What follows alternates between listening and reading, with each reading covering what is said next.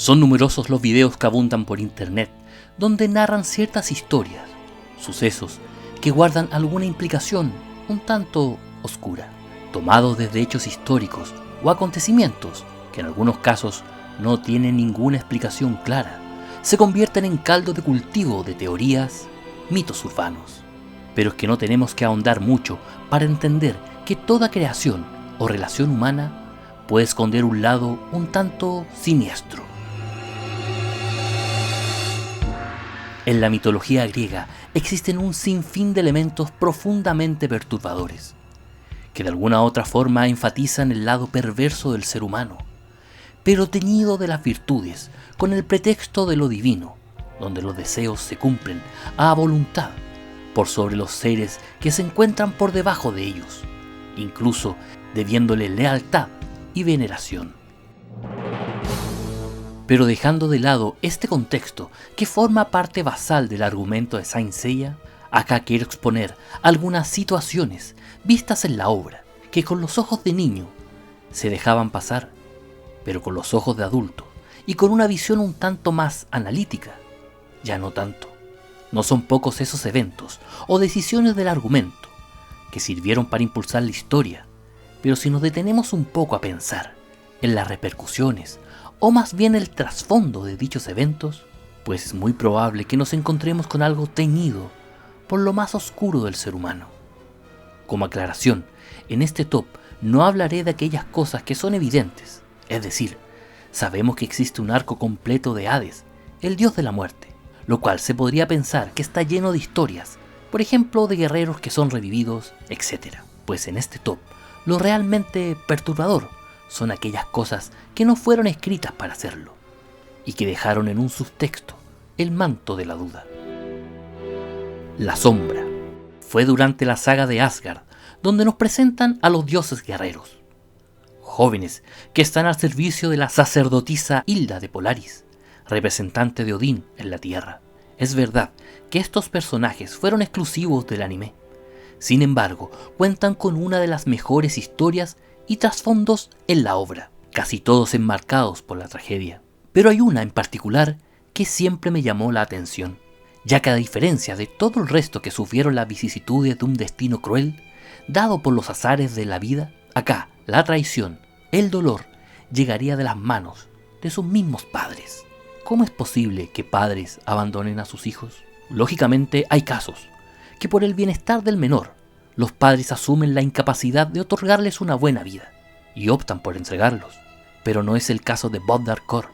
Un matrimonio de acaudalados nobles en Asgard es premiado por el destino, convirtiéndolos en padres de 2 varones.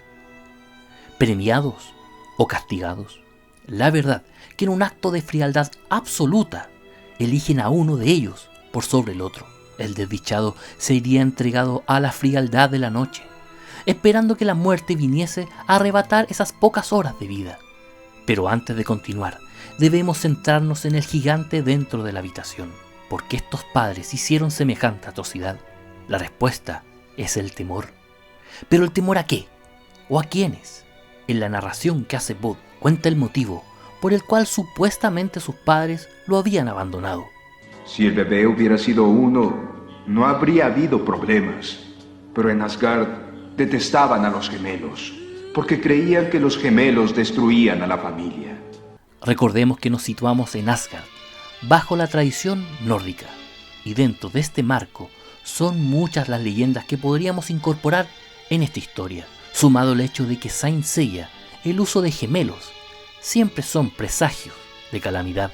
Hay cierta leyenda nórdica que habla de los Doppelganger, que es una palabra de origen alemán que proviene del término Doppel, que significa doble, y Ganger, que se traduce como andador, 2 entidades que son iguales, y uno siempre aparece al lado del otro. Y aunque puede parecer que no hay nada terrorífico en esta situación, anteriormente se creía que si una persona llegaba a encontrarse con su doble, o era visto por los familiares y amigos, era un presagio de enfermedad o muerte. De esta forma, la teoría de que los Doppelganger no son solo personas que tienen un gran parecido entre sí, sino que se trata de fantasmas, entidades e incluso de universos paralelos. Es así que se ha comenzado a correr el rumor de que estos dobles son entidades que no logran proyectar sombras, pero sí pueden interactuar con familia y amigos de las personas reales, ya que no hay ninguna diferencia física. Es entonces el miedo que podría generar esta situación, que los hermanos gemelos no eran aceptados, ya que era la representación de algo irreal, algo imposible, y que su mera existencia traería la perdición de su legado. La muerte como salvación. Poco se sabe del pasado de Esmeralda, aquella niña que compartió momentos con Iki mientras éste pasaba por el terrible entrenamiento para convertirse en santo. La joven sería tal como la Esmeralda en la novela de Nuestra Señora de París, también conocida como El Jorobado de Notre Dame, donde ella es la única en comprender y aceptar a Quasimodo, un joven deforme y despreciado por todos. El pasado que se nos narra de esta joven en el anime es que ella es la hija de Guilty, el maestro de entrenamiento de Iki. Pero la verdad que su pasado oculta algo que raya en lo perverso. Esmeralda tenía 13 años cuando muere. Pero según la historia canónica, ella no es la hija de aquel hombre que posteriormente le quitaría la vida. Ella era hija de una familia muy pobre, y que dentro de este contexto, estas familias tenían como costumbre vender a sus hijas como esclavas a la edad de 7 años. Esmeralda sería entregada en parte de pago por solo 3 sacos de harina. Es siniestro pensar en esto, y es que lo comprendemos desde la ficción, desde un contexto de un personaje, pero la realidad es que incluso en la actualidad existe, y es en ciertas partes del mundo donde estas costumbres, así de terribles, son aceptadas. La sensación de incomodidad al pensar sobre esto es evidente. Entonces, entendiendo este trasfondo, ¿sería tan descabellado pensar que la propia Esmeralda haya buscado su final? Quizás ella haya pensado que Iki no sobreviviría y decidió lanzarse para recibir aquel ataque, liberándola de ese yugo que es la esclavitud. Es solo un pensamiento. La verdad que la idea que más acomoda a la narración es que efectivamente Esmeralda buscó su muerte, quizás de modo inconsciente, para con eso activar la ira que Iki necesitaba para completar su entrenamiento. La verdad de toda esta historia, que Iki y Esmeralda formaron un lazo, que hasta el final de los días, Iki aún lo mantiene. 100 hijos. Todo lo relacionado con el origen de los jóvenes que se convertirían en santos es probablemente lo más perturbador, a mi juicio, que tiene toda la obra. El cómo un hombre toma la misión de engendrar 100 hijos, con el fin de que estos sean enviados a diferentes partes del mundo para iniciar unos entrenamientos terribles, con el objetivo incierto de obtener la armadura de bronce. Es extraño y de una falta de lógica importante. Pero eso no lo hace ser imposible. Efectivamente, Mitsumasa Kido podría haber dedicado su tiempo, su dinero y su energía para esta faena. Pero acá tenemos que analizar más allá de una simple explicación de guión, que por cierto eso fue. Ese fue el argumento que el autor dio sobre el origen de los santos de bronce. Pero es en el análisis donde notamos lo siniestro de estas decisiones.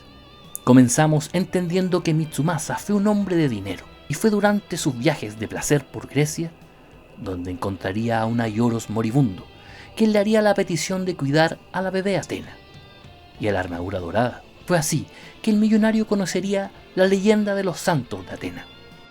Desde ese momento comenzaría a revelarse el lado más oscuro de este personaje, ya que para ese entonces, y entendiendo que Saori era una recién nacida, sabiendo también que tanto ella como los 5 jóvenes de bronce rodeaban la edad de los 13 años para cuando se inició la serie, esto implicaría que Mitsumasa, para cuando se le encomienda la misión de cuidar a Atena, ya había engendrado a aquellos jóvenes, que estaban a cuidado probablemente de alguna mujer, una madre que tendría la prohibición de hacer público que aquel hombre era el padre de esos pequeños, como fue el caso de Natasha, la madre de Hyoga, que dándole el gusto a su pequeño hijo de conocer a su padre, emprendería un viaje sin retorno.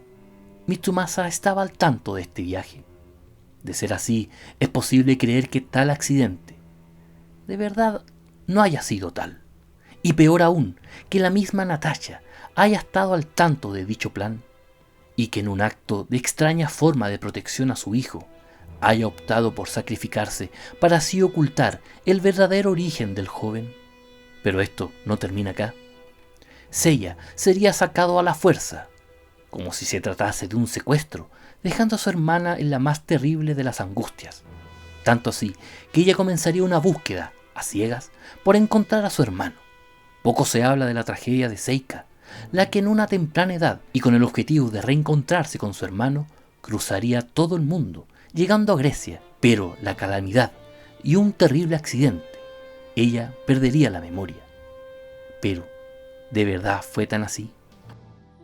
Volviendo al momento donde vemos a niños sometidos a pruebas terribles, donde una tómbola de la fortuna elegían su destino, su lugar de entrenamiento. Ni en la hora de su muerte el millonario aceptaría la paternidad de estos jóvenes. Fueron de verdad tratados como esclavos, como algo desechable. Pero aún más perturbador es pensar qué fue de aquellos otros jóvenes que no obtuvieron la armadura. ¿Cuál fue su destino? Tampoco importaban. Sin duda, Saint Seiya está llena de enseñanzas positivas, compañerismo, valor, lealtad. Pero como todas las cosas, y aunque éstas sean por error o simple flojera, a la hora de argumentar ciertos orígenes o situaciones de los personajes, no podemos negar la presencia de este lado oscuro, que no logra por cierto opacar el total de la obra, pero sí es bueno saber que existe. Hasta acá el video, espero que le haya gustado. De ser así, no olviden darle like y compartir. Nos vemos en el siguiente. Adiós. Son los caballeros del zodiaco, de nombres importantes, grandes seres fuertes son. Vienen decididos, todos saben ser, mas solo uno al final lo podrá lograr. Son los caballeros